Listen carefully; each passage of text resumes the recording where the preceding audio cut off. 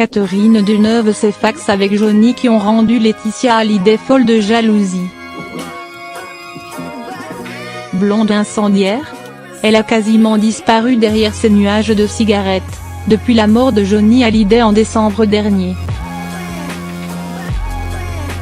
Nulle trace de Catherine Deneuve lors de l'hommage populaire rendu au rocker en l'église de la Madeleine, le 9 décembre. Ces quelques mots au magazine Lesien Rock: j'avais beaucoup d'affection pour Johnny. Un peu plus que de l'affection, d'ailleurs.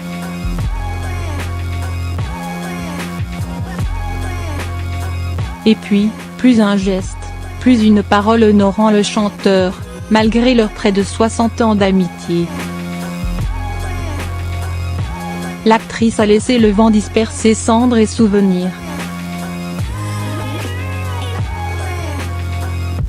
Bien malgré elle, Catherine Deneuve est toutefois réapparue dans les pages de biographie consacrées à Johnny, au début de l'automne.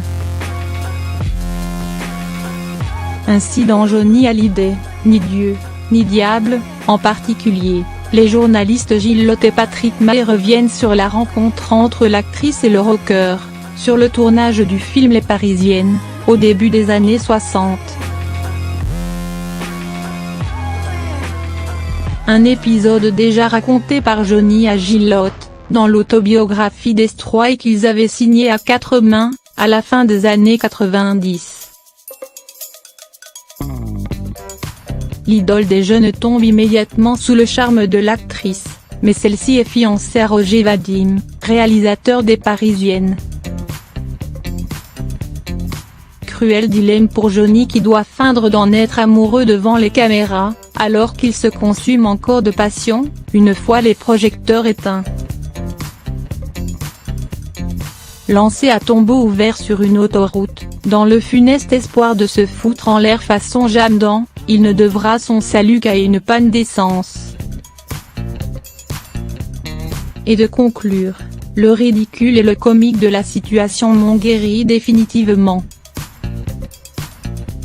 Mais Catherine reste le grand et bel amour de mes 18 ans.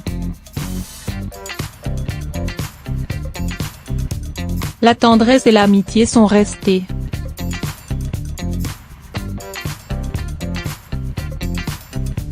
Toujours dans Destroy, Johnny évoque une mystérieuse Lady Lucille, depuis ce jour de 1961 où, pour la première fois, j'ai joué de la guitare pour Lady Lucille, elle m'a toujours ouvert les portes de son cœur.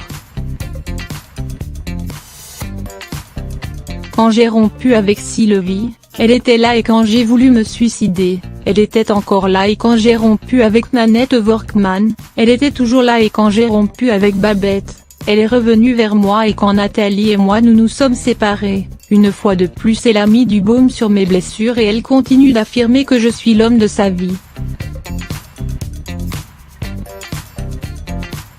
Je persiste à croire qu'une liaison durable ne pourrait que la mettre en péril. Nous sommes deux vagabonds de l'amour.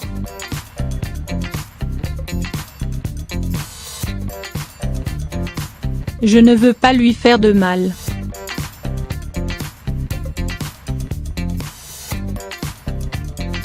Je veux la préserver comme elle a su si bien préserver sa vie privée et sa carrière. Mais je ne lui dirai jamais assez merci et un personnage, qui évoque Catherine Deneuve pour beaucoup, comme le rappellent habilement Gilles Lott et Patrick Mahé dans Johnny Hallyday, ni Dieu, ni diable. Sans toutefois élucider le mystère.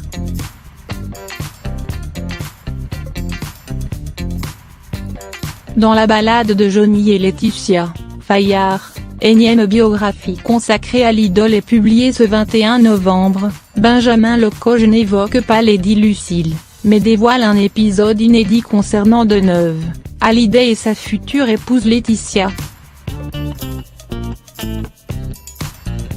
Confesseur de Johnny pour le magazine Paris Match depuis une dizaine d'années, le journaliste évoque une croisière du couple Hallyday dans les Caraïbes, à la fin de l'année 1995. Un voyage initié pour calmer Laetitia, étonnée de voir certains courriers tomber sur le fax de son fiancé. L'autre de ses missives, l'héroïne de Belle de Jour. Benjamin Lecauge explique, Catherine Deneuve échange depuis des années des mots tendres avec Johnny et, Catherine et Johnny s'écrivent, s'envoient des messages.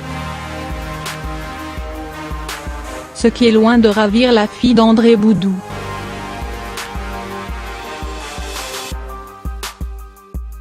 Le journaliste de Paris Match conclut ainsi l'affaire des fax. Laetitia en prend ombrage et demande à son homme d'y mettre un terme. Deneuve sera désormais absente de la vie du rocker. En apparence, cela ne fait aucun douter.